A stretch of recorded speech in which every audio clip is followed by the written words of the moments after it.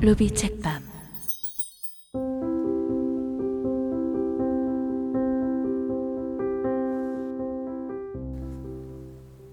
데미안. 지은이 헤르만 헤세. 출판 스타북스. 낭독 성우 루비.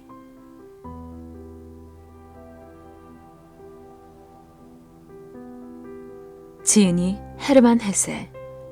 1877년 남독일 뷰르텐베르크의 칼프에서 태어났다. 아버지 요하네스는 신교의 목사이고 어머니 마리는 인도에서 태어나 독일에서 교육을 받고 인도로 돌아가 그곳에서 영국인 선교사와 결혼하였으나 그와 사별한 후 요하네스와 재혼하여 그를 낳았다. 헤세는 4세부터 9세까지 한때 스위스의 바젤에서 지낸 것 외에는 대부분 칼프에서 지냈다. 1890년 라틴어 학교에 입학하고 이듬해 마울브론의 신학교에 들어갔다. 그러나 천성적인 자연아로서 개성에 눈뜨면서 미래의 시인을 꿈꾼 헤세는 신학교의 속박된 기숙사 생활을 견디지 못하고 그곳을 탈주, 한때는 자살을 시도하기까지 하였다. 노이로제가 회복된 후 다시 고등학교에 들어갔으나 1년도 못 되어 퇴학하고 서점의 점원이 되었다. 그 후 한동안 아버지의 일을 돕다가 병든 어머니를 안심시키기 위해 칼프의 시계 공장에서 3년간 시계 톱니바퀴를 닦으면서 문학 수업을 시작하였다. 9세 연상의 피아니스트 마리아 베르누이와 결혼하고 스위스의 보덴 호반의 마을 가이엔호펜으로 이주한 후 글쓰기에 전념하였으며 1923년 스위스 국적을 취득하였다. 그 후 그가 걸어온 긴 생애에는 인도 여행으로 동양에 대한 관심이 깊어진 일, 제1차 세계대전과 아버지의 죽음, 아내의 정신병, 그 자신의 신병 등 가정적 위기를 당하자 정신분석 연구로 이 위기를 타개하고 제2차 세계대전 중 인간성을 말살시키려고 한 나치스의 광신적인 폭정에 저항한 일 등 많은 파란을 겪었지만 1962년 8월 9일 세상을 떠날 때까지 그는 오로지 자기 실현의 길만을 걸었다.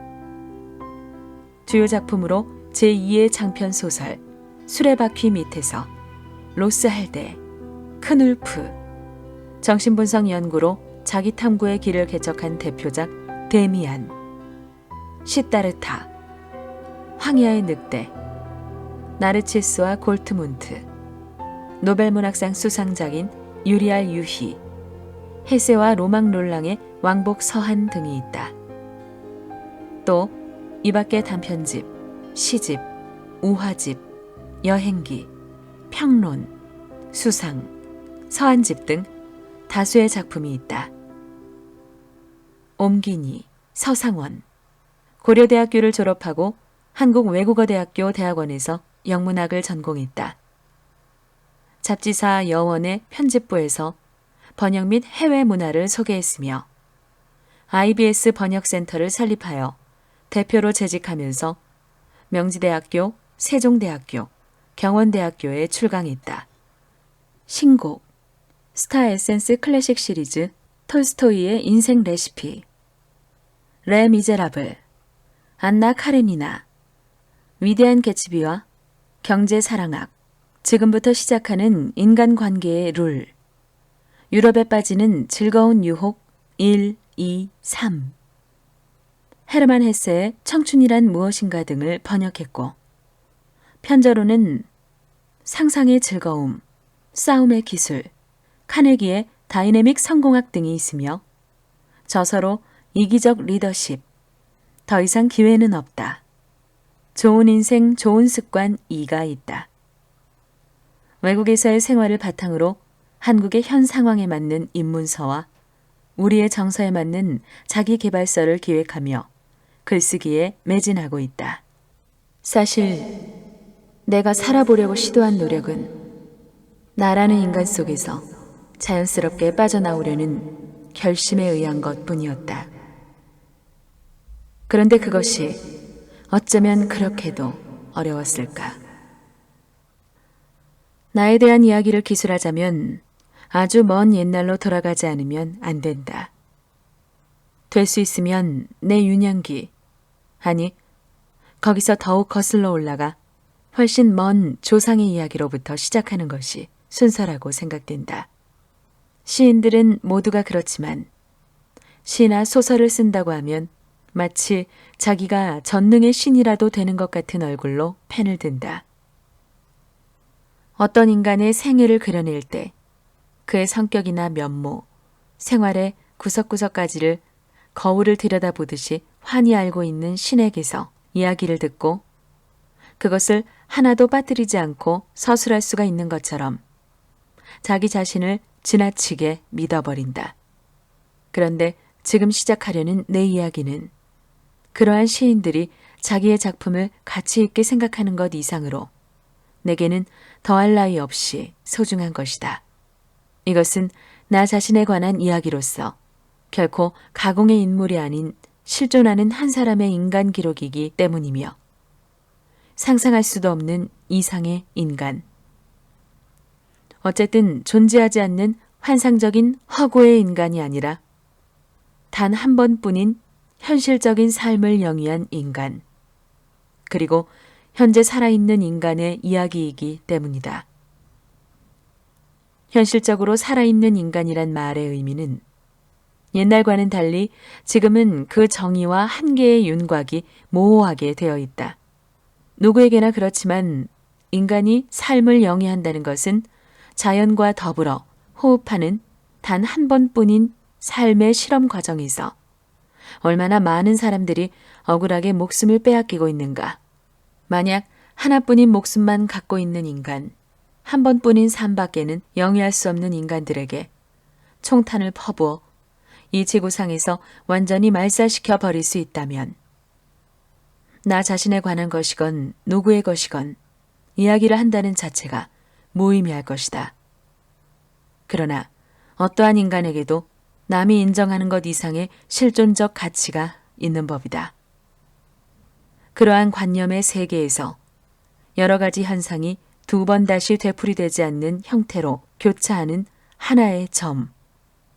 이 특수한 하나뿐이고 한 번뿐인 점에서 모든 인간은 동등하며 또 어떠한 경우에도 이 하나의 점의 중요성과 불가사의한 신비성에 대해서 변화나 변조는 일어나지 않는다. 그러므로 어떠한 인간의 이야기도 중요하고 영원히 성스러우며 또 어떠한 인간의 경우도 한 번뿐이고 하나뿐인 삶의 실험 과정에서 자연의 섭리에 순응하고 자연의 의지를 지속시켜 나가는 한 실험은 경이적인 것이며 실로 주목할 만한 가치를 갖고 있는 것이라 할 수 있겠다. 왜냐하면 인간은 누구나 영혼의 형태를 갖추고 존재하는 것이며 삶을 영위하는 자의 당연히 치러야 할 고뇌로서 구세주처럼 십자가를 짊어져야 하기 때문이다. 인간이란 무엇인가? 쉬운 것 같으면서도 어려운 이 질문에 올바른 해답을 내릴 사람은 별로 없으리라. 그러나 대부분의 사람들은 알 것도 같고 모를 것도 같은 이 문제를 항상 생각하고 있으며 생각하는 동안에 올바른 해답을 얻지 못한 덕분으로 편안하게 죽음의 길을 떠난다. 내가 이야기의 기술을 마쳤을 때 편안하게 눈을 감을 수 있는 것과 마찬가지로 나는 나 자신을 깨달은 인간이라고는 결코 말하지 못한다. 나는 구도의 생활, 즉 삶을 깨닫는 실험의 과정을 걸어온 사람이고 지금도 그 길을 걷고 있다. 그러나 나는 별이 주는 계시나 책 속에서 깨달음을 얻으려는 것은 아니다. 그런 생각을 버린 지는 이미 오래다. 나는 내 몸속을 흐르는 피의 속삭임에 귀를 기울이고 있다. 거기에서 나는 어디서도 누구에게서도 구할 수 없는 것을 얻고 있다. 내 이야기는 결코 재미있는 것이 못 된다. 허구의 옛 이야기처럼 흥미진진한 것도 아니고 조화나 율조가 이루어져 있는 것도 아니다. 여기에는 자기만을 증오하는 사람들의 생활이 모두 그렇듯이 부조리와 혼란, 광기와 꿈의 맛이 있을 뿐이다. 인간의 생애란 각자가 자기 자신이 지향한 바에 도달하기 위한 길, 다시 말해서 자기 자신에 도달하기 위한 하나의 길인 것이다.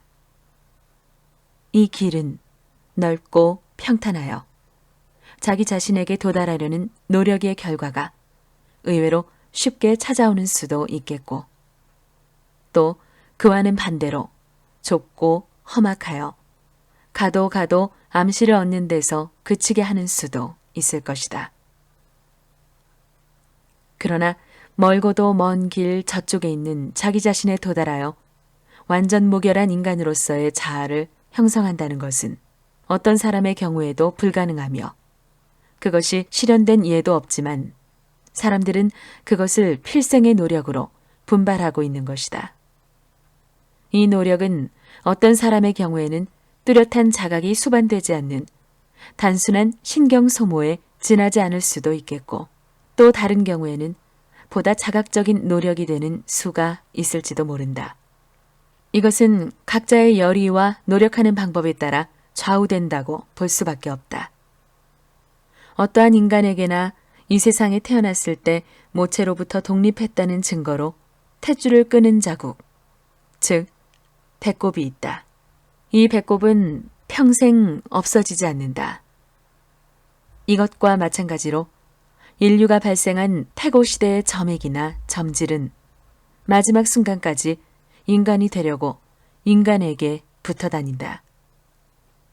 그러나 끝내 인간이 되지 못하고 개구리나 개미나 도마뱀으로 생애를 마치는 경우가 허다하다. 머리는 인간이지만 몸은 물고기로 되어 있는 사람도 있다. 이러한 사람들도 인간 본연의 삶을 목적으로 하며 태어났고, 그 목적을 달성하기 위해 존재한다는 점에서는 완전한 인간상을 갖춘 사람들과 조금도 다를 바가 없다. 형태는 여하간에 우리는 모두 인간 공통의 특질을 갖고 있다. 인류의 기원이나 조물주의 신비를 운이하는 것은 아니지만 현실적으로 말해서 우리 인간은 어머니라는 공통되는 모체로 너나 할 것 없이 모두 같은 구멍에서 기어나온 존재인 것이다. 그리고 실험물로 빠져나온 우리 인간은 자기의 생성 과정을 돌이켜보기 전에 앞으로의 목표를 향해 돌진하고 그것을 달성하기 위해 노력한다. 우리는 남의 이야기를 듣고 이해할 수 있으며 다시 그것을 다른 사람에게 옮길 수도 있겠지만 가장 정확하게 자기를 설명하는 사람은 오직 그 자신뿐인 것이다. 두 개의 세계. 나이는 10살. 고향의 라틴어 학교에 다니고 있을 무렵에 내가 체험했던 이야기부터 시작하기로 하겠다. 이야기를 하려니 그 당시의 추억들이 질풍에 불려오듯 내 가슴에 파고든다. 슬픔과 즐거움, 두려움 등등 이런 것들이 한꺼번에 밀어닥쳐 내 몸을 흔든다. 그야말로 다양했던 지난 날의 꿈이다. 어둠침침한 뒷골목, 화려한 건물, 시계탑, 그 시계의 소리, 여러 사람들의 얼굴 등이 뇌리에 되새겨지고 아늑하고 따뜻한 방이나 유령이라도 나올 것 같은 음산한 방, 꽤나 역한 냄새를 풍기던 토끼집, 그 토끼를 기르던 하녀, 약을 다리는 냄새나 말린 과일 냄새가 코를 찌르던 부엌이며 헛간 등이 눈앞에 선하게 떠오른다. 거기에는 두 개의 세계가 한데 얽혀 있었다. 그리고 그 세계의 양쪽 끝에서 낮과 밤이 찾아오는 것이었다. 한쪽 세계는 아버지의 집이었다. 여기에는 양친밖에는 살고 있지 않았다. 그 세계를 이루고 있는 것은 아버지와 어머니, 사랑, 엄격한 가풍, 광명과 청아한 공기 등이며 그 세계에 살고 있는 사람들은 품행도 격조가 높았고 옷차림도 단정했다. 아침 예배와 찬송가를 부르는 곳도 그 세계이며 크리스마스의 축하 파티가 열리는 곳도 역시 그 세계였다. 거기에는 미래로 통하는 직선적인 길이 있었다. 의무와 책임, 양심의 가책과 지혜가 있었다. 그러므로 푸른 하늘처럼 맑고 깨끗하며 아름답고 절제가 있는 생활을 하려면 그 세계로 돌아가지 않을 수 없었던 것이다. 또 하나의 세계는 내 집 한가운데서 이미 시작되고 있었는데 그것은 아주 동떨어진 세계였다. 냄새도 달랐고 말투도 달랐으며 장래성이나 요구도 달랐다. 그 제2의 세계에는 하녀와 소년이 살고 있었으며 괴기한 이야기와 스캔들이 그치지를 않았다. 너무 어이가 없어 기가 막히는 일, 뜬구름처럼 정체를 알 수 없는 일들이 파도처럼 밀려오는 곳이다. 그 세계에는 도살장도 있고 형무소도 있다. 고주망태가 된 주정뱅이가 있는가 하면 아낙네들의 귀 따가운 입씨름도 있다. 외양간에서는 암소가 새끼를 낳고 마구간에서는 늙은 말이 쓰러진다.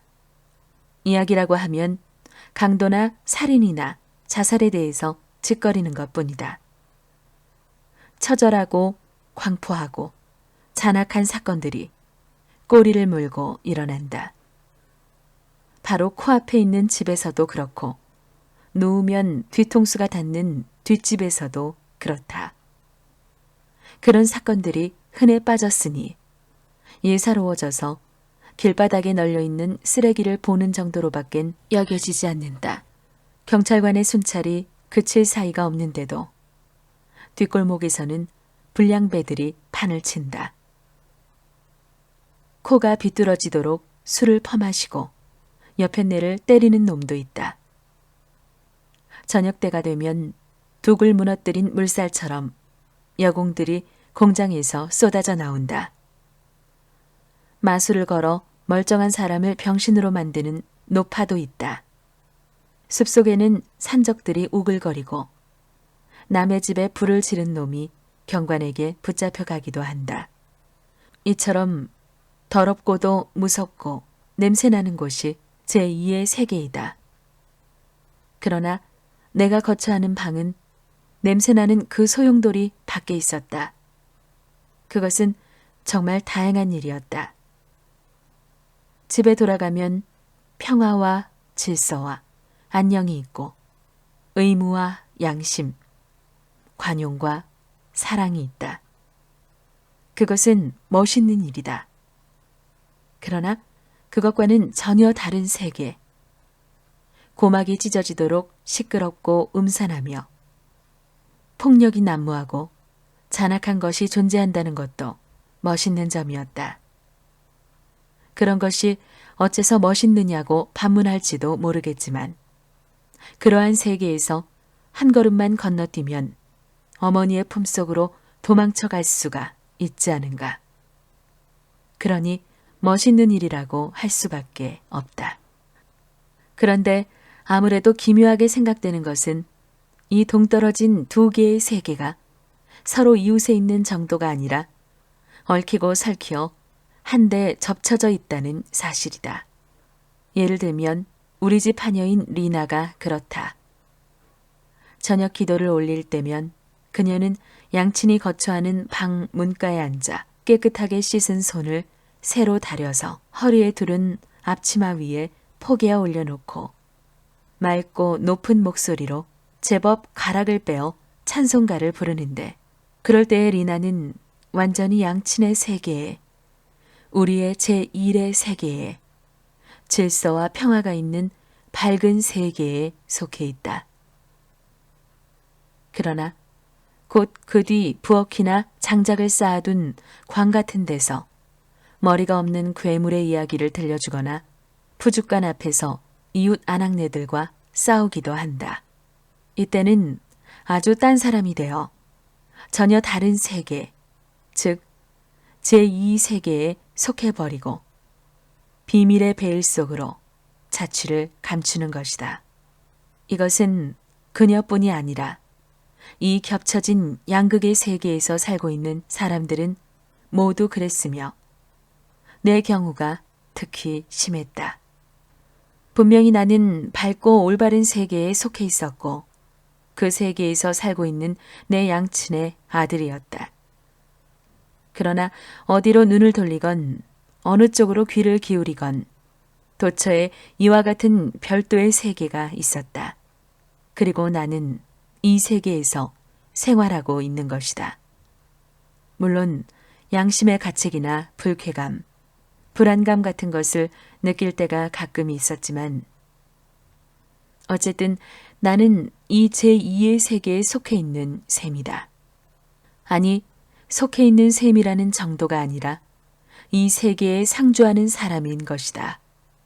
양심의 가책이나 불안감으로 가슴을 죄일 때가 있는 반면 이 세계에서 산다는 데에 어떤 보람마저 느끼기도 했고 여기에서 밝은 세계로 돌아가는 것이 아무리 필요하고 좋은 일이라고 해도 어딘가 모르게 지겹고 살맛이 안 나는 나라로 되돌아가는 것처럼 생각될 때가 자주 있었다.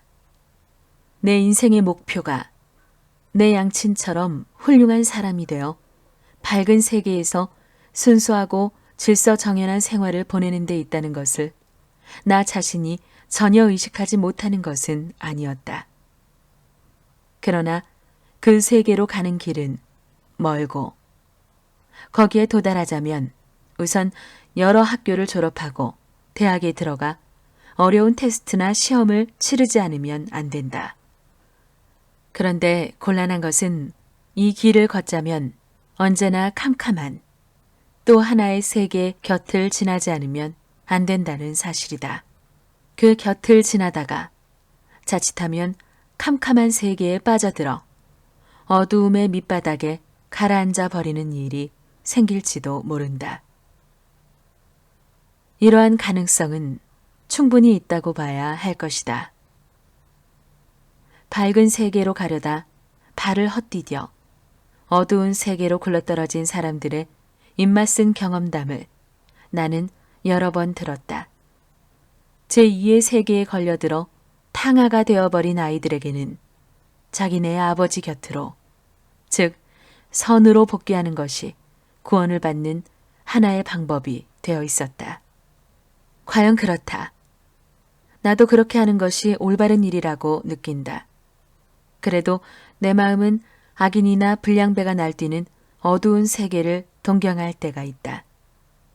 그것은 나로서도 어쩔 수 없는 일이었다.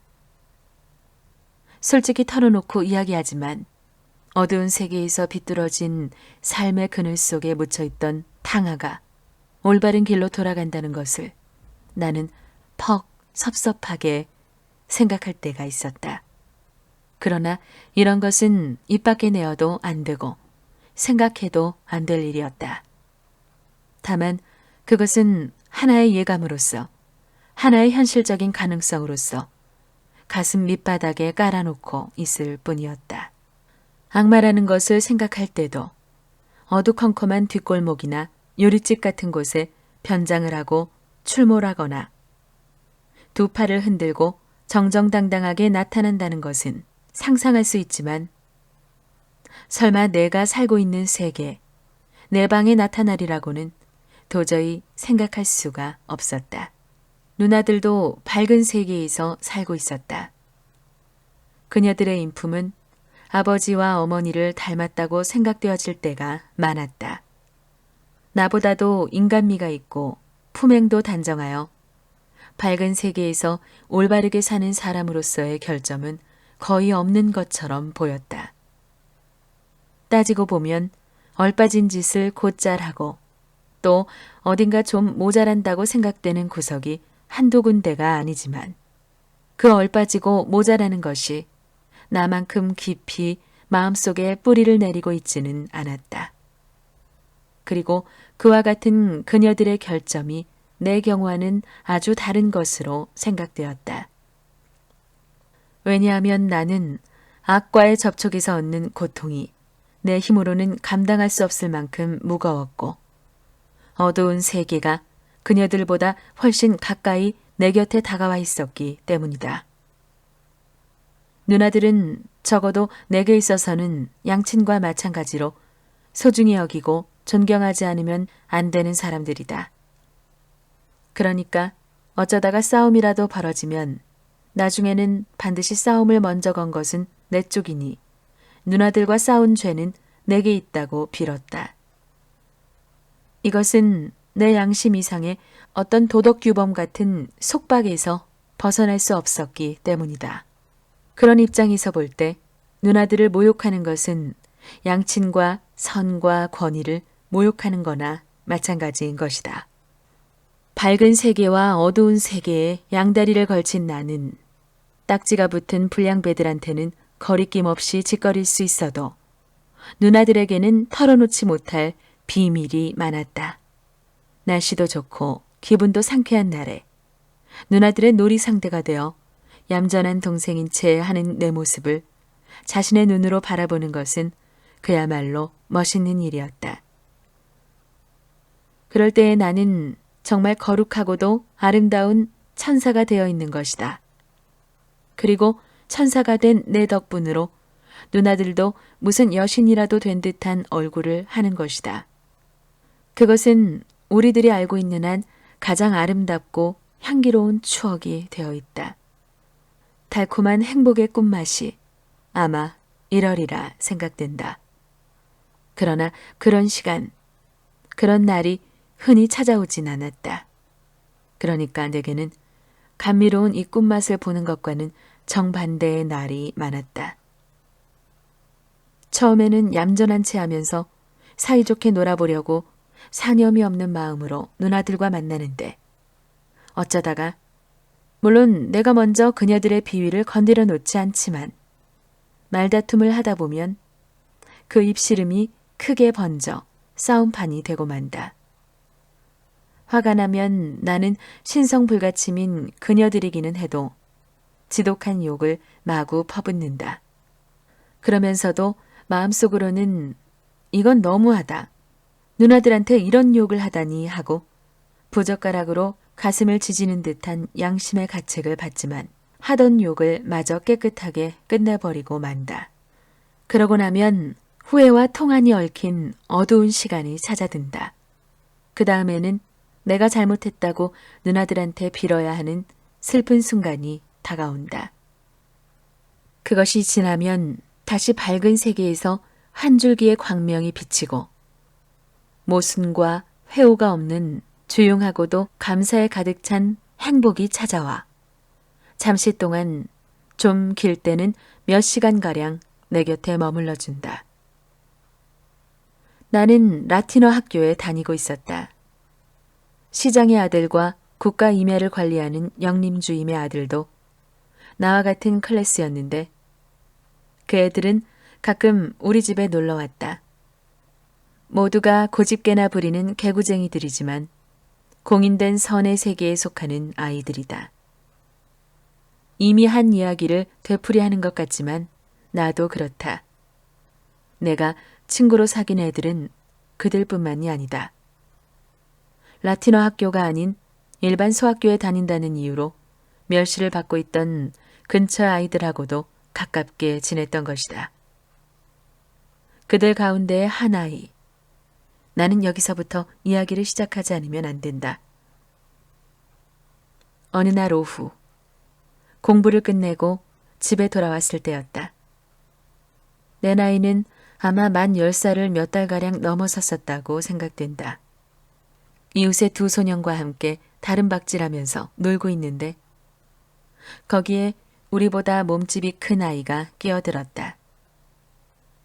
나이는 13살가량으로 성격이 난폭한 소년인데 일반 소학교에 다니고 있는 양복점 주인의 아들이다. 그의 아버지는 이름난 주정뱅이다. 때문에 이웃 간에서도 소문이 좋지 못했다. 이 프란츠 크로머에 대해서는 나도 잘 알고 있었다. 한마디로 말해서 성격이 괴팍하고 사나운 놈이다.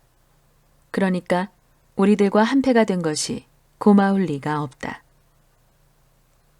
나이에 비해 키가 크고 몸집도 큰 그는 벌써 어른 티가 났고 공장의 젊은 직공들의 걸음걸이나 말투를 흉내내곤 했다. 우리 셋은 그의 지시에 따라 사람들 눈에 띄지 않게 강둑을 내려가서 다리 밑에 몸을 숨겼다. 아치형으로 되어 있는 다리 근처에는 쓰레기가 산더미처럼 쌓여 있었다. 그것들은 모두 사용하다 버린 폐품이었다. 유리 조각이나 녹슨 쇠붙이, 부서진 의자, 경대, 철사가 풀어져 나간 들통 등이 양쪽 강가에 교각을 반 이상이나 메우고 있었는데 그 가운데에는 아직 사용할 만한 물건들이 덜어 눈에 띄었다. 우리는 프란츠 크로머가 시키는 대로 그 폐품 더미를 헤치고 쓸만한 것을 찾아내어 그에게 보이지 않으면 안 되었다. 크로머는 우리가 주워온 것을 날카로운 눈으로 슬쩍 훑어보고는 호주머니 속에 쑤셔넣든가 강물에 던져버리는 것이었다. 그러고는 나비나 노쇠나 구리 같은 쇠붙이가 없는가 잘 찾아보라고 했다. 그런 것은 모두 그의 호주머니 속으로 들어간다. 짐승의 뿔로 만든 낡은 빗도 마찬가지다. 난 크로모와 함께 있는 것이 숨이 막힐 정도로 답답하고 싫었다. 기회만 있으면 달아나고 싶었다. 그것은 크로모 같은 덜 돼먹은 놈과 함께 놀았다고 아버지한테 꼬지람을 듣는 것이 무서워서가 아니라 크로모, 그가 무서웠기 때문이다. 그러나 프란츠 크로머가 나를 다른 아이들과 동등하게 취급해주는 것은 고마운 일이었다. 그 소년과 한데 어울리면 물론 우리가 원해서 어울린 적은 한 번도 없지만 명령을 내리는 것은 언제나 그쪽이고 우리는 그저 복종할 뿐이었다.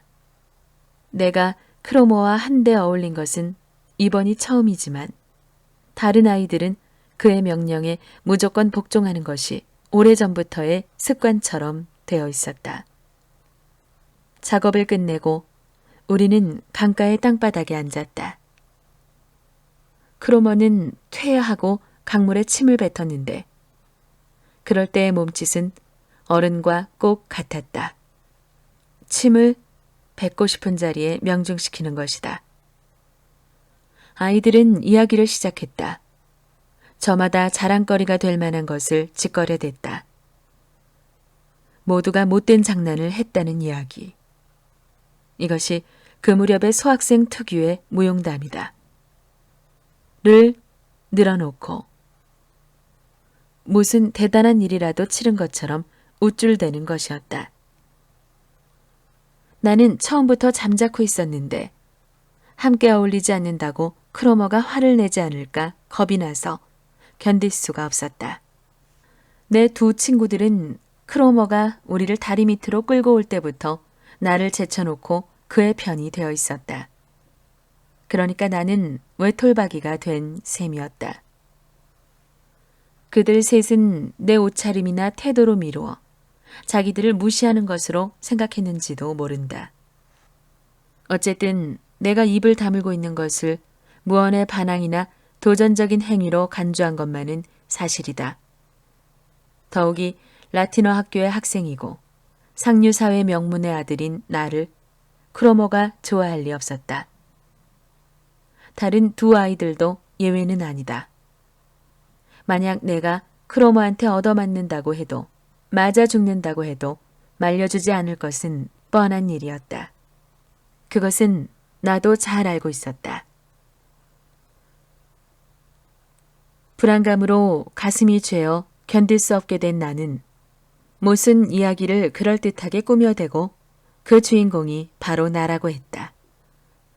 내용인즉 거리 어귀에 있는 물레방아 근처의 과수원에서 사과를 한 부대나 훔쳤는데 그것도 보통 사과가 아니고 제일 맛이 좋은 레네테와 골든 파르멘의 종만 골라서 훔쳤다고 했다.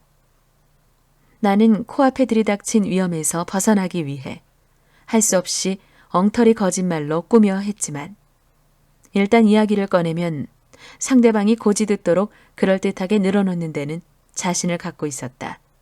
기왕에 꾸며낸 도둑질 이야기니 위험물 저장소 같은 것으로 크로머의 환심을 살 때까지 계속해봐야겠다고 생각한 나는 그 줄거리에 가지를 붙이고 잎을 달기 시작했다.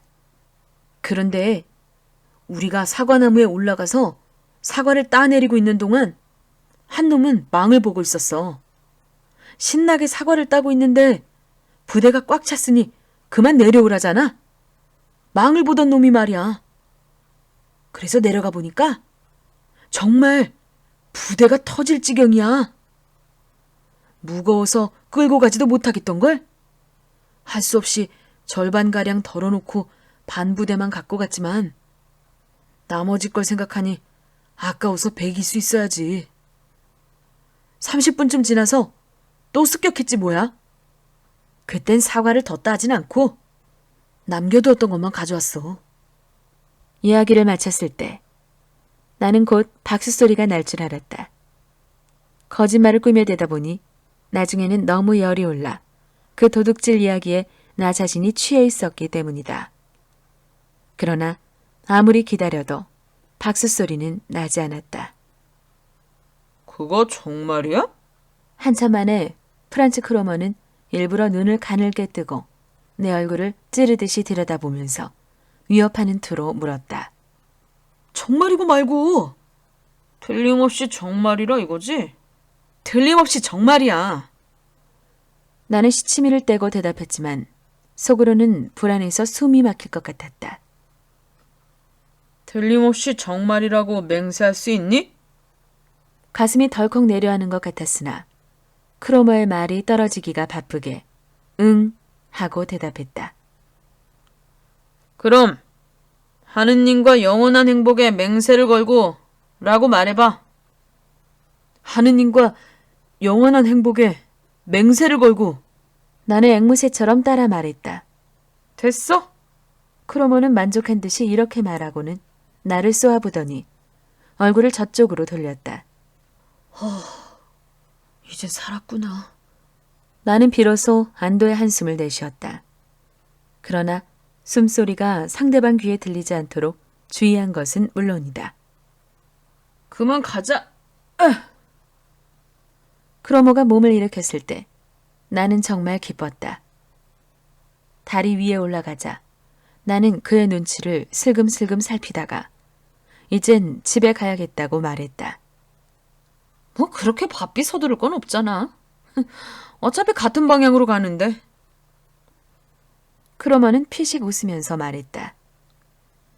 그러고는 앞장을 서서 건들건들 걸어갔다. 나는 다른 박질을 할 용기가 나지 않았다. 크로머는 우리 집 쪽으로 여전히 건들거리는 걸음을 옮기고 있었다.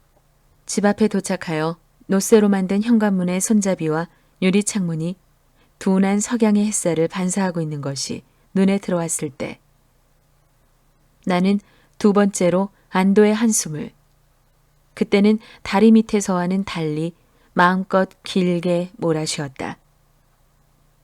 폭군으로부터 완전히 해방된 것이다. 어머니 방에 열려있는 창문으로 커튼 자락도 보였다. 이제야 겨우 내 집에 돌아왔구나. 이렇게 밝고 평화로운 세계에 돌아올 수 있다니 얼마나 고마운 일이냐. 나는 급히 문을 열고 뛰어들어 손을 뒤로 돌려서 손잡이를 당겼는데 어느 틈에 따라 들어왔는지 프란츠 크로머가 내 뒤에 서 있지 않은가. 타일을 깐 현관바닥에 떡 버티고 선 그는 내 팔을 우악스럽게 움켜쥐고는 그렇게 서두르지 말라니까. 하고 나직하면서도 귀청을 쩌렁쩌렁 울리는 목소리로 말했다. 나는 흠칫 놀라면서 그를 돌아다 보았다. 내 팔을 움켜잡은 그의 손은 모세처럼 단단했다. 이놈이 무슨 심수를 부리려고 이러는지 모르겠네. 딸을 괴롭힐 작정이라도 하고 있는 것일까? 나는 생각했다. 큰 소리로 고함을 지르면 누가 달려와서 나를 구해줄까? 하는 생각도 했다. 그러나 두 번째 생각은 버리기로 마음먹었다. 왜 그래? 무슨 일이 있어? 나는 물었다. 뭐 별것은 아니야. 좀 묻고 싶은 게 있어서 잠깐 실례했을 뿐이야. 다른 애들한테 말할 필요가 없는 건데. 뭐야? 말해봐. 빨리 2층에 올라가야 해. 그 과수원 말이다. 주인이 누군가 알고 싶어. 너는 물론 알고 있겠지? 몰라. 난 방앗간 주인 것이 아닌가 생각하지만 확실한 건 몰라. 크로머는 갑자기 소나귀에 힘을 주더니 내 팔을 비틀어 돌리면서 자기 앞으로 바싹 끌어당겼다. 나는 그의 얼굴을 정면으로 쳐다보지 않을 수 없는 자세가 되고 말았다. 그의 눈에는 아기가 가득 차 있었으며 입 언저리에는 심술궂은 미소가 떠올라 있었다. 얼굴 전체에 잔인한 힘이 넘치는 그런 표정이었다. 과수원의 주인이 누군지를 정말 모른다면 내가 가르쳐주지? 그 주인은 벌써부터 사과 도둑놈 때문에 골머리를 앓고 있었다는 거야. 어떤 놈이 훔쳐가는지 가르쳐주면 이마르크를 준다고 했단 말이다. 그 도둑대장이 꼬리가 이렇게 밟히고 말았으니 안 됐군. 이마르크라. 아니야, 난. 뭐가 아니야? 한 놈은 망을 보고 몇 놈은 나무에 기어 올라가서 땄다고. 아주 재미있고도 자세하게 내 입으로 말하지 않았어? 아니, 하지만 프란츠, 설마 내가 한 말을 퍼뜨리지는 않겠지? 이렇게 말은 했으나 그의 명예심에 호소해봤자 아무 소용도 없다는 것을 나는 직감적으로 느꼈다. 그는 내가 살고 있는 세계와는 아주 다른 또 하나의 세계에 속해 있는 인간이다. 그런 인간에게는 배신 행위쯤은 죄도 아무것도 아닌 것이다. 나는 그것을 분명히 의식했다. 그런 면에 있어서 그 다른 세계의 사람들은 우리와 판이하게 구분되는 것이다. 뭐, 퍼뜨리지 말라고? 그런 멍청이 같은 소리를 하면 곤란한데. 이거 봐. 이마르크 은화가 작은 돈인 줄 아니? 난 가난뱅이야. 우리 집에 너의 아버지처럼 돈 많은 사람이 없다는 걸 모르진 않을 테지. 냄새나는 폐품 더미를 뒤적여서 이마르크를 만들자면 몇 년이 걸릴지 몇십 년이 걸릴지도 모르는데 입술만 두어 번 움직이면 되는 일을 포기하다니. 돈 많은 놈들은 가난뱅이의 속을 몰라준다더라면? 너무 등신 같은 소리는 하지 마라. 이마르크라. 어쩌면 더 생길지도 모르겠다. 도둑놈을 모조리 잡아준 셈이니 말이야. 그러고는 내 팔을 놓았다. 현관 안에는 이미 평화나 안전이 없었다. 크로머의 독설이 삼켜버린 것이다. 내 주위에서 밝은 세계는 무너지기 시작했다. 프란츠 크로머는 나를 틀림없이 밀고 할 것이다. 나는 죄인이 되고 말았다. 우리 아버지에게도 일러바칠지 모른다. 잘못하면 경찰관에게 붙잡혀갈지도 모를 일이다. 불안과 공포가 한꺼번에 나를 덮쳤다. 모든 위험과 혐오가 나를 응징하기 위해 동원되었다. 훔치지 않았다는 말은 용인될 여지가 없는 것이다. 하느님과 영원한 행복에 걸고 맹세까지 하지 않았는가. 눈물이 쏟아져 나왔다. 이 위기를 모면하려면 크로머를 매수하는 수밖에 없다고 나는 생각했다. 호주머니란 호주머니에는 모두 손을 넣어 보았다. 사과 1개, 나이프 하나 나오지 않았다. 아무것도 없다. 시계가 있었지. 케이스는 은이지만 바늘은 움직이지 않는다. 낡고 고장난 골동품 같은 시계다. 그것은 죽은 할머니의 유물이었다. 시간을 가리키지 않는 시계지만 그저 갖고 다니고 싶어서 갖고 있던 것이다. 나는 얼른 시계를 꺼냈다. 크로머, 주인한테 일러 바치는 건 너무해. 내 입장이 어떻게 되겠나 좀 생각해줘야 하잖아. 이 시계를 줄게. 이거밖엔 아무것도 없어. 자, 받아. 은시계야. 지금 바늘은 움직이지 않지만 알맹이는 고급이야. 시계방에 가서 조금만 손을 보면 돼. 시간은 딱딱 맞을 거야. 그는 의미를 알 수 없는 엷은 웃음을 띠면서 그 큼지막한 손으로 시계를 받아들었다. 나는 그 손을 보고 이 거친 손이 나에 대해 깊이를 헤아릴 수 없는 저기를 품고 내 생활과 평화를 송두리째 움켜쥐려 하고 있다고 생각했다. 은시계야. 은.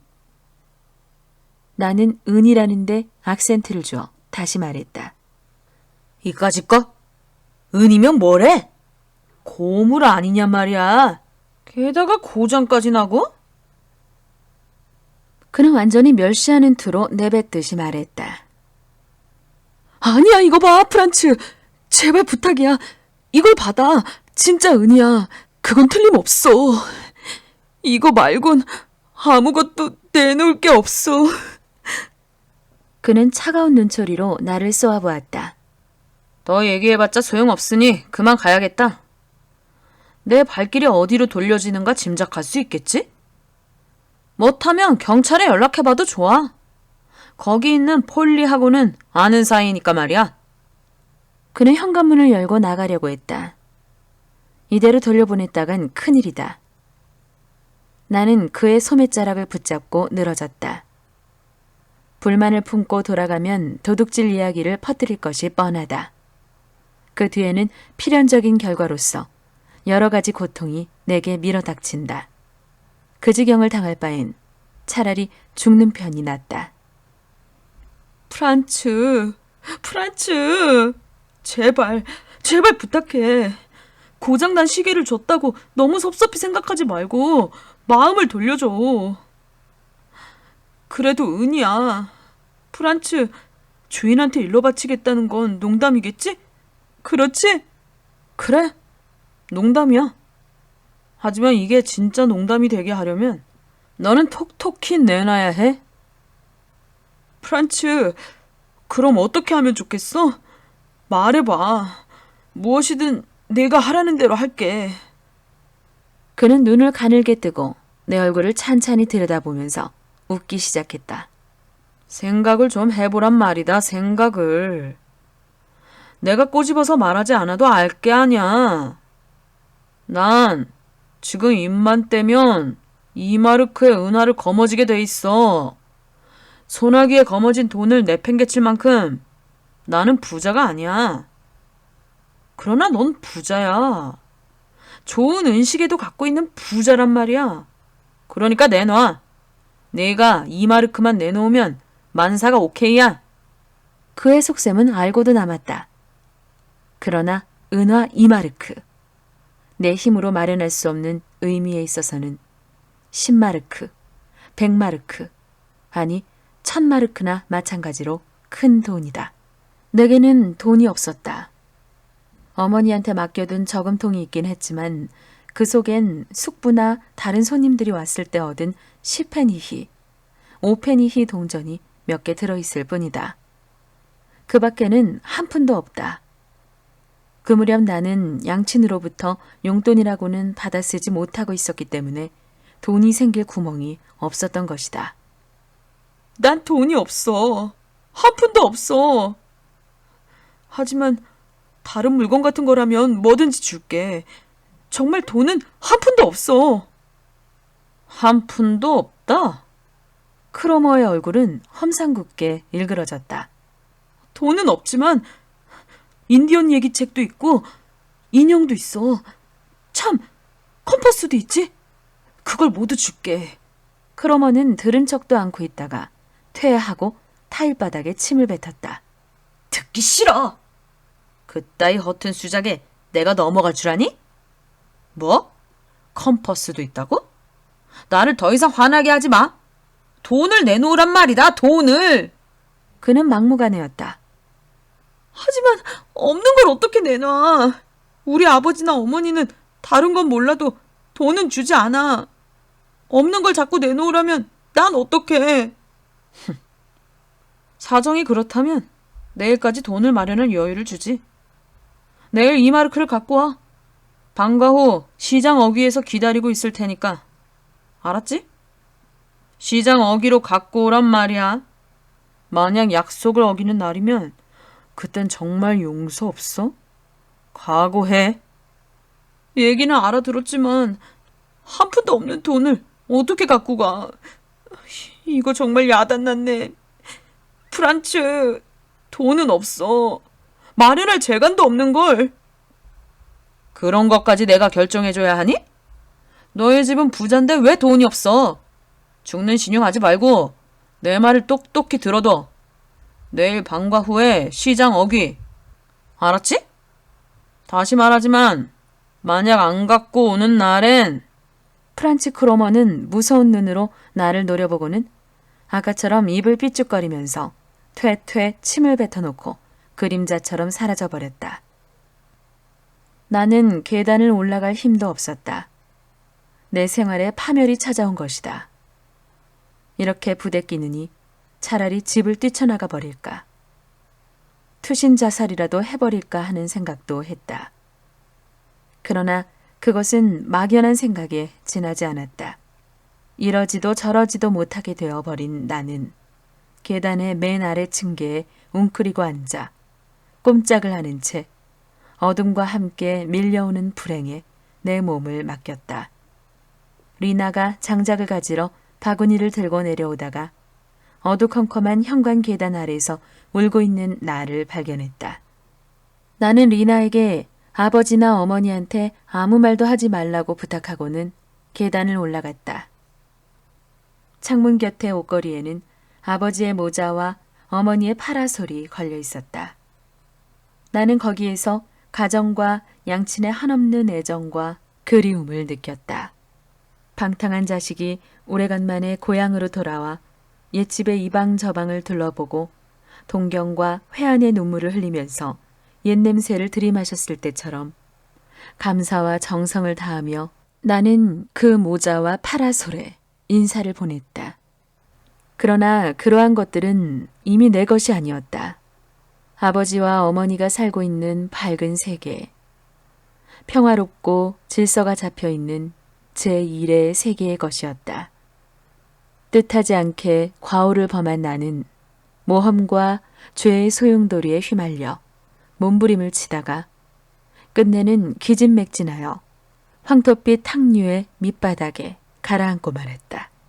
내가 다시 떠오르기를 기다리는 것은 적의 위협과 불안, 위험과 치욕뿐이었다.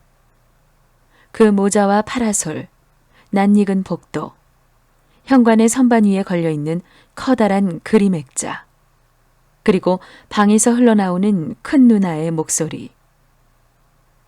모두가 정답고 그리웠다. 그 모든 것이 그때처럼 소중하게 여겨졌던 적은 없었다. 그러나 그 소중한 것들이 나를 위로해주지는 못했다. 소중하긴 하지만 이미 보물은 아니었다. 그리고 내 것이 아니었다.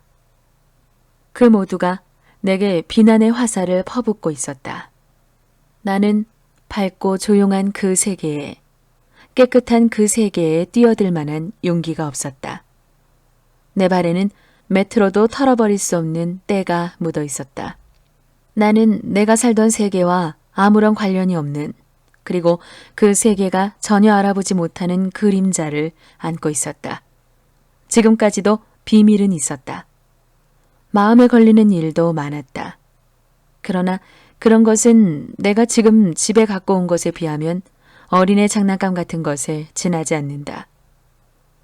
농담으로 돌려도 아무런 뒤탈이 없을 만큼 무가치한 것이다. 나는 지금 나를 저주하는 운명에 쫓기고 있다. 사방으로 쫓겨다니고 있다. 아무리 달아나도 내게 뻗쳐오는 그 운명의 손길에서 빠져나갈 수 없다. 그 운명의 손에서 나를 건져주는 사람은 아무도 없다. 어머니에게도 나를 지켜줄 만한 힘이 없었다. 가령 있다고 해도 나를 저주하는 운명의 손이 지금 내 뒷덜미를 움켜쥐려 한다는 말을 어머니에게 할 수는 없다. 이렇게 된 이상 내가 저지른 죄가 도둑질이건 거짓말이건 나는 하느님과 영원한 행복에 내 모든 것을 걸고 도둑질을 했다고 맹세하지 않았는가. 그런 것은 아무래도 좋았다. 내 죄는 도둑질이나 거짓말에 국한되는 것이 아니다. 그렇다면 내 죄는 어디까지 뻗어나가는 것인가? 악마하고 악수를 한 것이 내가 저지른 죄의 근원이다. 나는 왜 그 애들을 따라갔을까? 나는 왜 아버지에게서 그처럼 주의를 받았는데도 크로머의 말을 들었을까?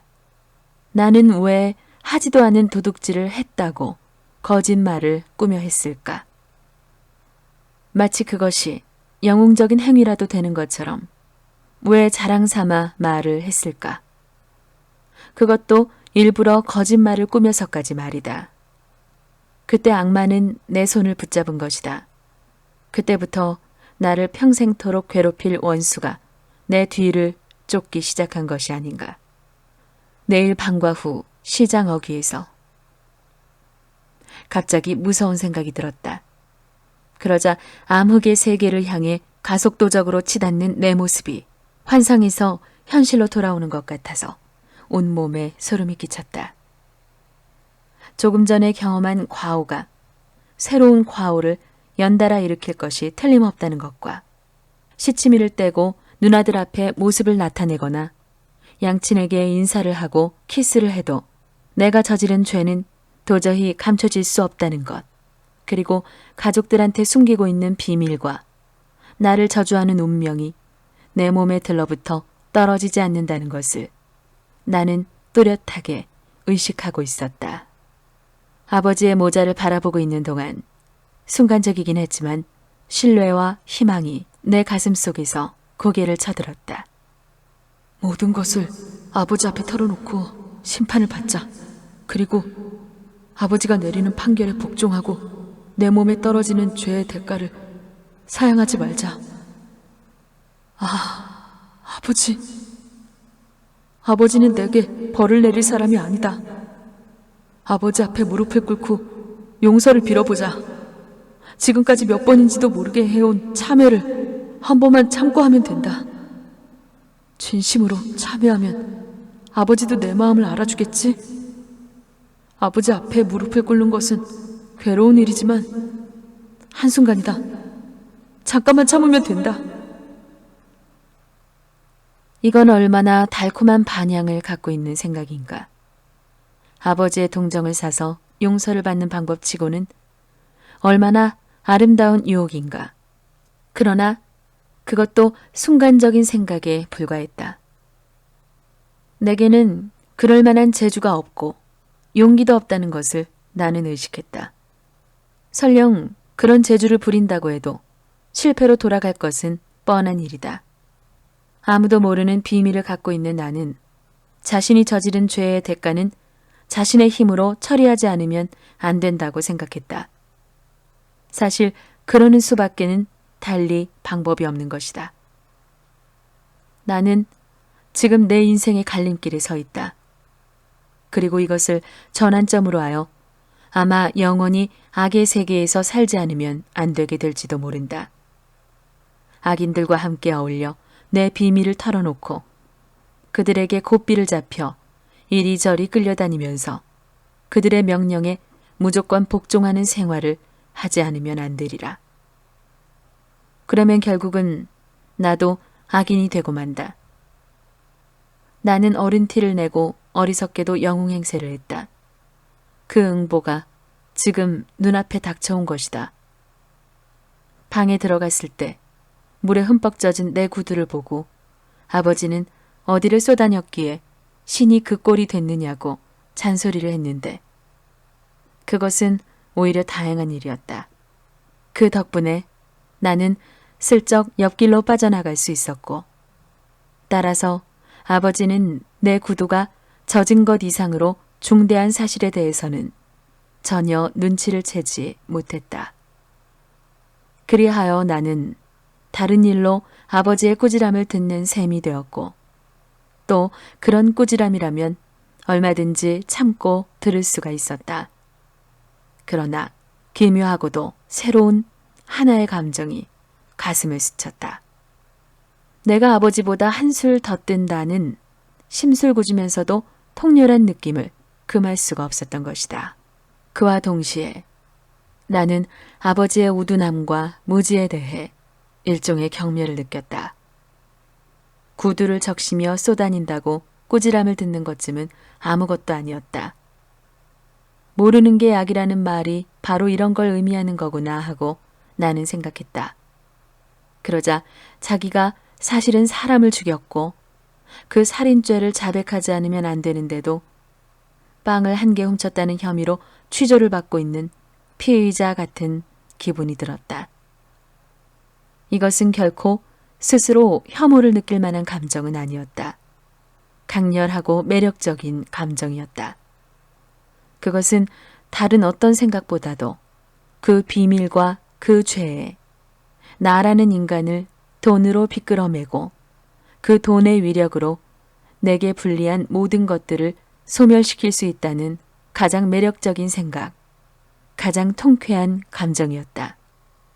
아마 프란츠 크로머는 지금쯤, 아니 벌써 나를 경찰이나 주인한테 밀고 했는지 모른다. 나는 생각했다. 이미 폭풍은 내 머리 위에 불어닥치고 있는 것이다. 이렇게 중요한 시기에 어린아이처럼 구두를 적셨다는 것만으로 꾸지람을 듣고 있지 않은가. 지금까지 이야기한 내 체험 가운데서 영원히 내 기억에 새겨질 중요한 사건이 형태를 갖춘 것은 바로 그 순간이었다. 그것은 아버지의 신성한 권위에 최초의 균열이 일어났다는 것을 의미했다. 소년으로서의 내 생활이, 자식으로서의 내 생활이 그 기반을 이루어준 지주에게 최초의 상처를 입힌 것이다. 우리 운명의 내면적이고 본질적인 선은 누구의 눈에도 띄지 않는 이런 무형의 체험에서 생겨나는 것이다. 이와 같은 균열이나 상처는 다시 아물 때가 있다. 그리고 통증도 곧 잊을 수가 있다. 그러나 그런 것들은 마음속 가장 깊은 곳에 있는 비밀의 영역에서 이러한 피를 흘리며 생존을 계속한다.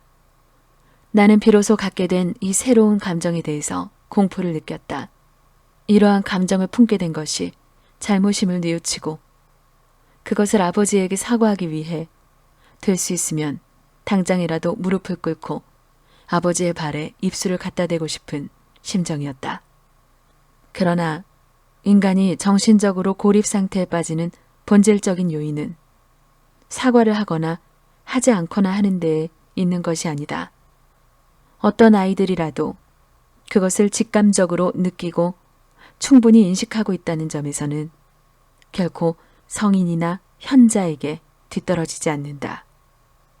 그 문제를 검토하여 내일의 도피구를 만들 필요가 있다는 것을 나도 생각하고 있었다.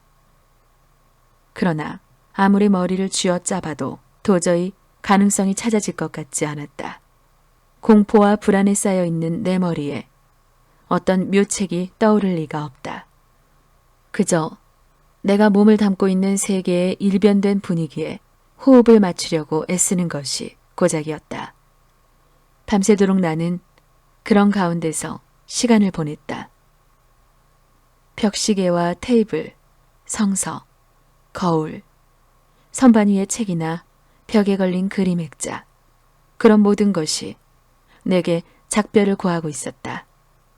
내가 살던 세계와 더없이 행복하고 멋있었던 내 생활이 내게서 떠나는 것을 가슴이 얼어붙는 것 같은 마음으로 방관하고 있어야 했다. 그리고 내가 의식하지 않으면 안 되었던 것은 제2의 어두운 세계, 지금까지 내가 몸을 담아온 곳과는 아주 동떨어진 이상한 세계에 내동댕이 쳐져 거기에서 새로운 뿌리를 내리고 악의 양분을 빨아들이고 있다는 사실이었다. 깊이 뿌리를 내린 이상 나는 그 세계에서 꼼짝할 수 없는 것이다. 나는 처음으로 죽음의 맛을 보았다. 세상에 그처럼 쓴맛은 없었다. 왜냐하면 죽음은 하나의 탄생을 의미하는 것이며 갱생에 대한 불안과 우려이기 때문이다. 간신히 마음을 가라앉히고 침대 위에 몸을 뉘었을 때 나는 기뻤다. 그리고 밤에 기도가 있었는데 그것은 최후의 시련이라고도 할 수 있는 것이었다. 다른 사람들은 찬송가도 불렀다. 찬송가는 내가 제일 좋아하는 노래 가운데 하나다. 그러나 나는 부르지를 못했다. 가락이나 음정의 하나하나가 소태처럼 쓰고 독했기 때문에 입에 담을 수가 없었다. 아버지가 축복의 기도문을 외울 때도 나는 입을 다물고 있었다.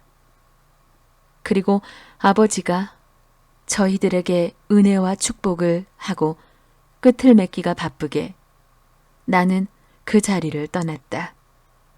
일종의 좌절감 같은 것이 나를 가족들로부터 떼어버린 것이다. 하느님은 그들에게는 은혜와 축복을 내려줬지만 내게는 주지 않았다. 나는 피로와 고독감에 못 이겨 도망쳤던 것이다. 나는 침대에 누워 눈을 감고 있었다. 보드랍고 따뜻한 이불의 촉감과 더불어 안녕과 평화가 내 몸을 포근하게 감싸주었을 때 나는 과거로 돌아가 있는 나를 발견했다.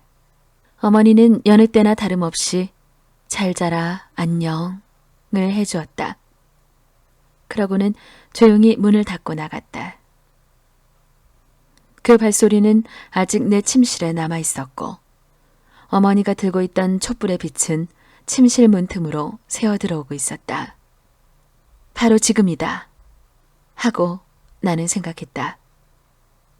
지금이 바로 그 기회다. 어머니는 다시 들어올 것이 틀림없다. 어머니는 모든 것을 눈치챈 것이다. 내 볼에 키스해주고는 부드러운 목소리로 묻겠지. 어머니의 다정한 음성을 들으면 나는 울지 않고는 못 베길 것이다. 뜨거운 눈물이 쏟아지면 돌멩이가 목에 걸려 있다고 해도 녹아버릴 것이다. 목이 트이면 이것저것 모두 어머님 앞에 털어놔야겠다. 그러면 일은 깨끗이 해결되는 셈이다. 나를 구해줄 사람은 어머니뿐이다. 어머니의 힘으로 나는 살아날 수 있다.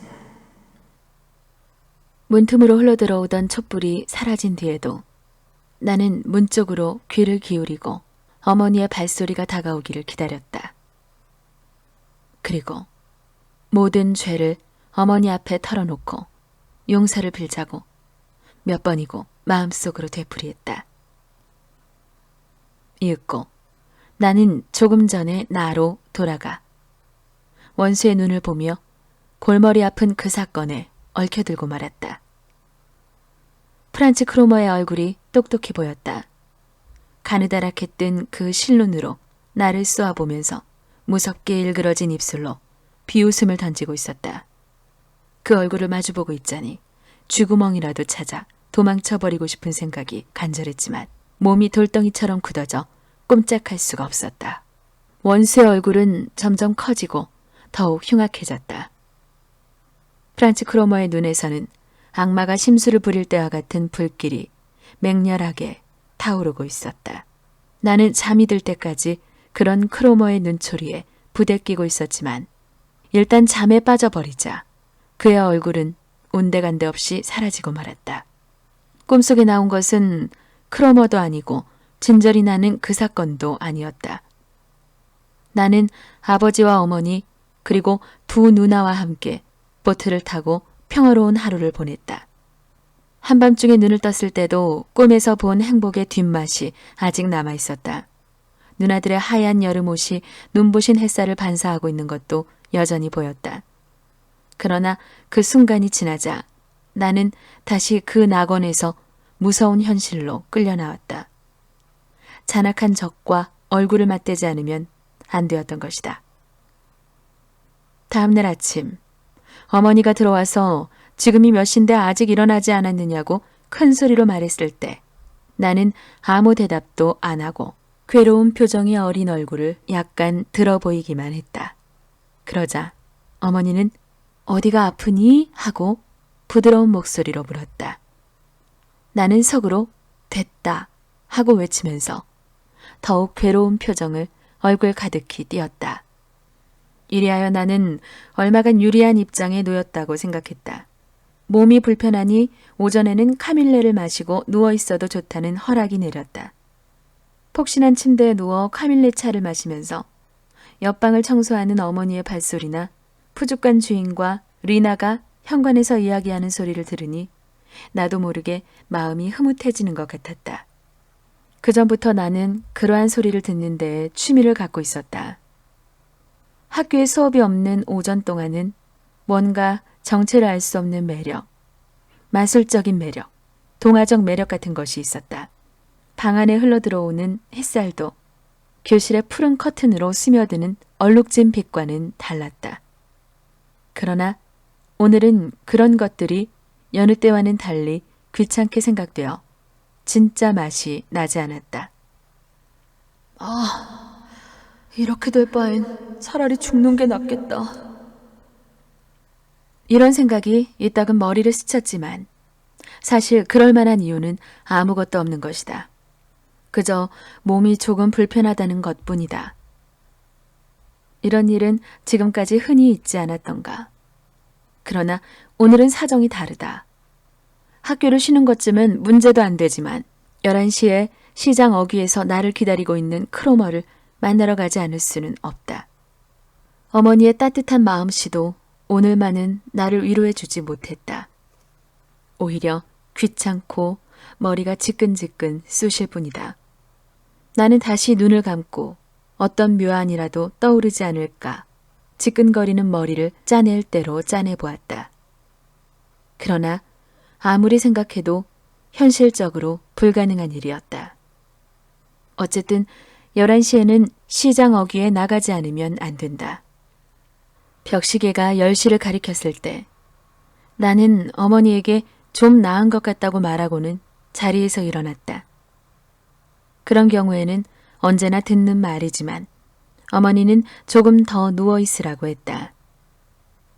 그러나 오늘은 그럴 수가 없다. 11시라는 시간이 시퍼런 칼날을 들이대고 있는 것이다. 나는 학교에 가야겠다면서 어머니의 호의를 뿌리치고 밖으로 나갔다. 마음속에 짜놓은 계획이 있었기 때문이다. 돈 없이 맨손으로 프란츠 크로머를 만나러 갈 수는 없었다. 그래서 나는 내 소유로 되어 있는 조그마한 그 저금통을 갖고 가야겠다고 생각했다. 물론 그것만으로는 모자란다.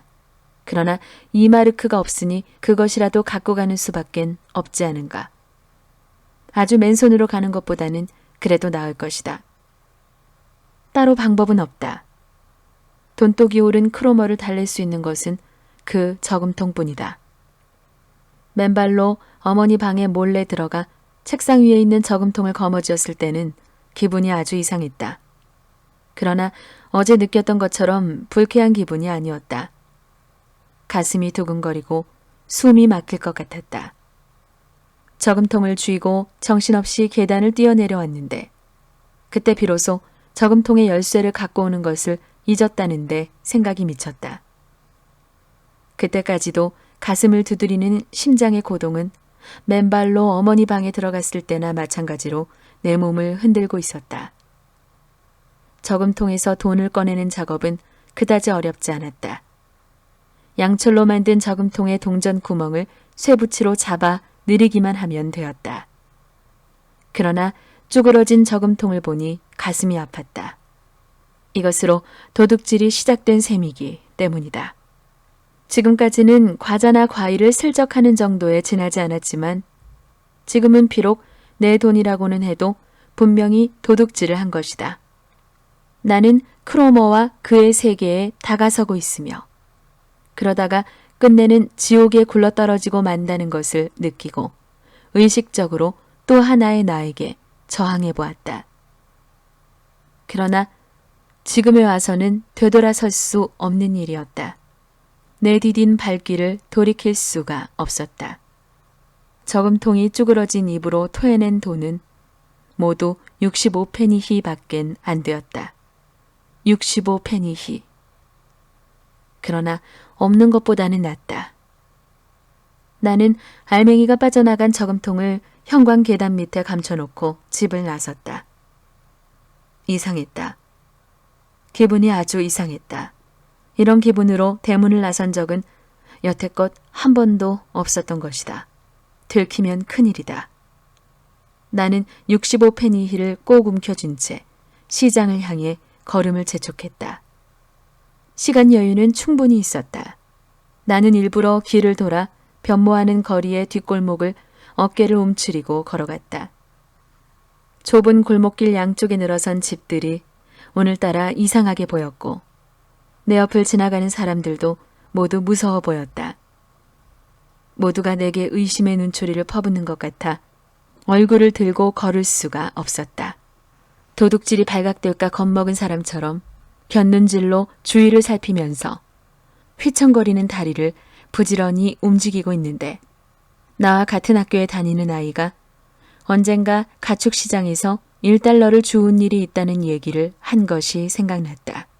그러자 갑자기 내게도 그러한 기적을 내려주십시오 하고 그 자리에 무릎을 꿇고 앉아 하느님께 빌고 싶어졌다. 그러나 내게는 이미 하느님을 찾을 권리가 없었다. 가령 하느님이 특혜를 베풀어 내 발등에 2달러를 떨어뜨려 준다고 해도 쭈그러진 저금통의 입은 아물지 않는다. 프란츠 크로머는 약속한 장소에 와 있었다. 먼 발치에서 그 실눈으로 나를 흘끗 쳐다보고는 일부러 천천히 걸음을 옮겨 내 쪽으로 다가왔다. 이 마르크는 틀림없이 갖고 왔을 테니 조급히 굴 필요가 어디 있느냐는 얼굴이었다. 내 곁으로 오더니 따라오라고 명령을 내리는 것 같은 눈짓을 했다. 그러고는 뒤도 돌아보지 않고 천천히 발걸음을 옮겨 여유 있는 태도를 보이면서 슈트로가의 뒷골목을 지나 다리를 건너서 거리 어귀에 있는 새로 지은 집 앞에서 발을 멈췄다. 아직 공사가 끝나지 않은 그 집은 현관문도 창문도 달려있지 않았다. 크로머는 주위를 둘러보고 나서 안으로 들어갔다. 나도 그 뒤를 따라 들어갔다. 그는 복도를 지나 맨 안쪽에 있는 방으로 들어가더니 벽에 등을 딱 붙이고 서서 눈짓으로 나를 부르고는 손을 내밀었다. 내놔. 그의 목소리는 얼음처럼 차가웠다. 나는 65페니히를 움켜쥔 채 호주머니에 넣고 있던 손을 빼고는 주먹을 펼쳤다. 그리고 큼지막한 그의 손바닥 위에 내 손의 것을 옮겨놓았다. 그는 뭉툭한 손가락으로 동전을 튕기듯이 세어보고 있었는데 마지막 5페니히 동전에 튕겨진 소리가 아직 사라지기도 전에 셈을 끝냈다. 뭐야? 모두 65페니밖에 안 되잖아. 그는 내 얼굴을 쳐다보았다. 그때의 그 눈, 내 몸을 녹여버릴 것처럼 이글거리던 그 눈을 어떻게 표현해야 좋을까? 나는 우선 이렇게 대답할 수밖에 없었다. 그런데 묘하게도 그처럼 독이 올라있던 그의 눈이 갑자기 부드러워지는 것 같았다. 그래서 나도 몇 마디 핑계를 늘어놓을 만한 용기가 생겼다. 이것뿐이야. 내가 갖고 있는 돈을 다 털어왔어. 이게 전부야. 모자란다는 건 알고 있어. 하지만 내 힘으로 안 되는 걸 어떡해. 이것밖엔 없어. 아무리 그럴듯한 핑계를 대려고 해도 이것밖엔 없어 라는 말 이외에는 도무지 생각이 나질 않았다. 이것밖엔 없어. 이거라도 받아줘. 머리가 좀 영리한 놈인 줄 알았는데 지금 보니 아주 단단한 쇳덩어리군 그래? 어른 티를 내느라 음성은 부드럽게 내었지만 그 말 한마디 한마디는 날카로운 바늘끝처럼 내 가슴을 찔렀다. 그런 말투로 크로머는 나를 공격하기 시작했다. 무쇠 대가리하고 이러니 저러니 해봤자 통하지 않을 문제고. 좋아. 내 힘으로 마련할 수 없는 돈을 억지로 내놓으란 건 아니야. 그런 사정쯤은 봐주지. 자, 이 동전 몇 잎도 돌려주겠다. 그놈이라면 이렇게 등신처럼 놀지는 않겠지? 그놈이 누군지 너도 알만하지? 그놈이라면 너처럼 값을 내리깎지는 않을 거야. 약속한 돈이 2마르크면 2마르크. 딱 쥐어준단 말이야. 하지만 난 이것밖엔 없는 걸 어떡해. 이건 내 저금통에서 꺼낸 돈이야. 이것뿐이야. 저금통에서 꺼냈든 어디서 꺼냈든 그런 건 내가 알 바 아니야. 들어봐. 난 너를 불행하게 만들고 싶지 않아. 그럼 난 어떻게 하면 좋아? 가르쳐줘. 난 너를 괴롭히고 싶지는 않다. 이게 65페니히라 얼마를 더 내놔야 하는지 그건 알지? 넌 나한테 1마르크 35페니히를 빚진 셈이야. 그 빚은 언제 갚겠니? 응, 그건 꼭 갚을게, 프란츠. 지금 확실히 말할 수는 없지만 아마 내일이나 모레. 그때까지 기다려봐. 내 어떡하든지 마련할게. 하지만 한꺼번에 갚긴 어려워. 이런 얘기는 아버지한테 못해. 우리 아버지가 어떤 사람인지 너도 알잖아. 그런 건 몰라. 나하고는 아무 상관도 없는 일이야. 내가 또 말하지만 할 수 없는 걸 억지로 하라는 건 아니야. 난 너를 불행하게 만들고 싶지 않기 때문이야. 이 마르크는 지금 당장이라도 받아낼 수가 있어. 하지만 내 처지를 생각해서 되도록이면 그 방법을 쓰지 않으려는 거야. 알아듣겠지? 무슨 말인지? 나는 가난뱅이야. 너는 좋은 옷을 입고 좋은 학교를 다니잖아. 점심도 나보단 훨씬 맛있는 걸 먹지? 이쯤 말해두지. 여하튼 여유를 줄게. 내일 모레 너의 집 앞에서 휘파람을 불 테니 갖고 나오란 말이야. 내 휘파람 소리 들어봤지? 그걸 신호로 한다. 내일 모레 오후 휘파람 1마르크 35페니히. 알겠지? 그땐 깨끗하게 결말을 내야 한다. 크로머는 휘파람을 길게 불었다. 기억해두라는 것이다. 알았어. 프란치 크로머는 내 대답을 한쪽 귀로 흘려버리면서 볼 일은 다 봤다는 듯이 밖으로 나갔다. 우리 둘 사이에 오고 간 이야기는 하나의 거래를 성립시키기 위한 것이었다. 그 밖에는 아무런 의미도 없었다. 프란치 크로머의 휘파람 소리가 갑자기 들린다고 하면 지금도 나는 깜짝 놀랄 것이다. 그때부터 나는 여러 번 그 소리를 들었다. 그 휘파람은 내 머릿속에 언제까지나 그 여운을 남길 것 같다. 집에서 놀 때나 학교에 가서 공부를 할 때나 시간과 장소를 가리지 않고 그 휘파람 소리는 내게 붙어 다녔다. 그리고 나중에는 내가 그 소리에 끌려다녔다. 나는 그것을 내 운명으로 생각했다. 하늘이 맑고 높은 가을날 오후면 나는 내가 좋아하는 우리 집 정원의 조그마한 화단에서 시간을 보낼 때가 덜어 있었다. 그럴 때면 나는 나도 모르게 묘한 충동을 느껴 유년 시절로 돌아가는 것이었다. 그리고 유년 시절의 나와 함께 즐겁게 노는 것이다. 말하자면 지금의 나보다 나이가 적고 선량하며 불안을 모르는 순진한 어린이의 놀이 상대가 되어주는 것이다.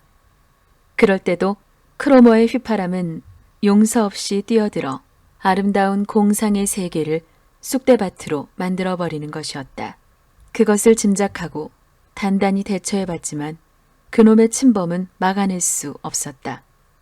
휘파람 소리를 들은 이상은 더 있고 싶어도 화단을 떠나지 않으면 안 되었다. 그리고 나를 괴롭히는 놈의 뒤를 따라가 돈을 마련하지 못한 데 대한 변명을 늘어놓아야 하는 것이다. 약 2, 3주일 동안 그런 일이 되풀이되고 있었다. 그런 내게는 몇 년의 세월, 아니 몇백 년, 몇천 년의 아주 영원한 것으로까지 생각되었던 것이다. 나는 좀처럼 돈을 만져볼 수가 없었다. 갖고 있었다고 해도 5페니히 동전이나 1그롯의 은화가 고작이었는데 그것도 리나가 지갑이 든 바구니, 시장에 물건을 사러 갈 때 들고 다녔다. 를 부엌에 놓아두고 잠깐 자리를 비운 사이에 감쪽같이 훔쳐낸 것이었다. 크로머를 만날 때마다 나는 경을 치기가 일쑤였다. 그는 내가 자기를 고의적으로 속여 자기가 당연히 가져야 할 권리를 박탈했고 빚도 갚으려 하지 않으며 악마처럼 자기를 불행하게 만들고 있다며 독서를 퍼부었다. 그 이전엔 그런 굴욕감과 절망을 맛본 적이 한 번도 없었다. 저금통에는 장난감 돈을 넣고 쭈그러진 곳을 대충 고쳐서 제자리에 갖다 놓았다. 아무도 그것을 눈여겨보지 않았지만 언젠가는 들통이 나게 되어 있었다. 저금통을 제자리에 갖다 놓은 뒤부터 나는 어머니의 발소리가 다가오는 것을 크로머의 휘파람 소리를 듣는 것 이상으로 무서워했다. 저금통의 입이 왜 쭈그러졌느냐고 다그쳐 물을 것만 같았기 때문이다. 맨손으로 프란츠 크로머를 만나는 일이 여러 번 되풀이되자 그 악마는 종전과는 다른 방법으로 나를 괴롭히기 시작했다. 그 방법이란 나를 끌어내다 잔심부름도 시키고 자기가 할 일을 내게 떠맡기기도 하여 마음껏 부려먹는 것이었다. 시킬 일이 없으면 괴팍한 짓을 시작한다. 10분 동안 한쪽 발로 뛰어보라거나 길을 가는 사람의 웃옷 뒤쪽에 종이 조각을 붙이고 오라거나 하여 나를 못살게 구는 것이다. 여러 날 밤을 두고 꿈속에서까지 그런 고역을 치르지 않으면 안 되었던 것이다. 며칠 동안 나는 병상에 누워 있었다. 걱정할 만한 병은 아니지만 밤이 되면 열이 오르고 가끔 식은땀도 흘렸다. 어머니는 아무래도 증세가 이상하다면서 걱정을 했다. 그것이 내게는 도리어 고통스러웠다. 어머니의 걱정에 대해 상대방이 신뢰할 만한 양심적인 해명을 할 수가 없었기 때문이다. 어느 날 밤 어머니는 내 방에 들어와서 막 자리에 누운 내게 초콜릿을 한 개 주었다. 그것은 내 유년 시절을 생각나게 했다. 말썽 없이 하루해를 보내고 잠자리로 돌아가면 얌전하게 놀았으니 이걸 먹고 자라고 하면서 곧잘 초콜릿을 주곤 했던 것이다. 어머니는 침대 머리에 서서 자, 초콜릿 하고 옛날처럼 상을 주려고 했다. 그러나 나는 고개를 저었다. 왠지 모르게 슬펐다.